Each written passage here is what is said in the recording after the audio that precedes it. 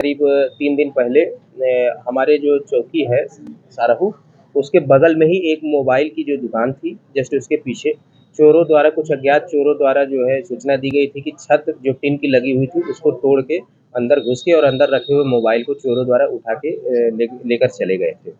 देखिए, हम लोगों के लिए यह केस एक चुनौती की तरह से था, क्योंकि चौकी के जस्ट बगल में ही चोरी हो जाना, यह कहीं न कहीं आप लोगों के माध्यम से जनता के बीच में यह भरोसा नहीं दिला पा रहे थे हम लोग कि जब चौकी के बगल में ही चोरी हो रही है तो किस प्रकार से सुरक्षा की भावना हम लोग दे सकते हैं। लिहाजा इसमें कठिन परिश्रम करते हुए हमारे थाने की टीम ने उन दोनों 2 चोरों को जो है कि गिरफ्तार कर लिया है, जो मोबाइल लेकर गए थे।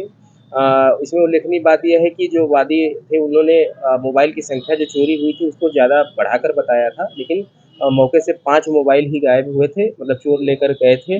वो पाँचों मोबाइल जो है बरामद हो गए हैं।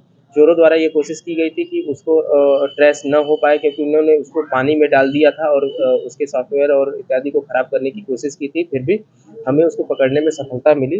दोनों चोर का नाम अमन पांडे, जो कि सराय लखनसी क्षेत्र का रहने वाला है, और सुनील पुत्र विनोद, जो कि भुजौटी का रहने वाला है। इन्होंने चोरी की थी और दोनों चोरों को गिरफ्तार कर लिया गया है और अग्रिम विधिक कार्रवाई करते हुए माननीय न्यायालय के समक्ष उनको प्रस्तुत किया जा सर, रहा ये है। दोनों अंतरजनपदीय है, सिर्फ मऊ में ही करते हैं या और भी जिलों में? देखिए, इनके बारे में और जानकारी प्राप्त की जा रही है कि अंतरजनपदीय है, कि ये केवल मऊ में ही एक्टिव है।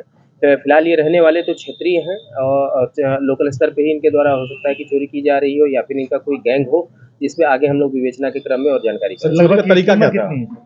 पाँच मोबाइल की। देखिए, ये इसकी कीमत तो अभी जानकारी हमें स्पष्ट नहीं हो पाई है। 5 मोबाइल, जिसमें कि ओप्पो, इन्फिनिक्स और रियलमी के फ़ोन हैं। दोनों ही बहुत ज़्यादा हाई रेंज की मोबाइलें नहीं हैं। तो ये पाँचों कम मीडियम रेंज की ही मोबाइल हैं। सर, चोरी का तरीका क्या है?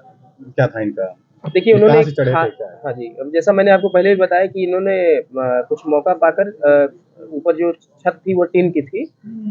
1-2 दिन पहले रेकी किया हो और टिन हटाकर वो अंदर घुस गए थे।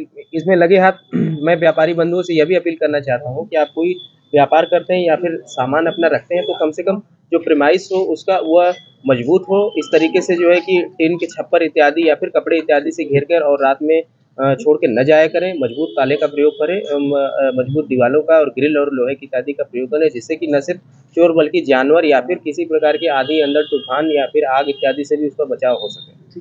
3 दिन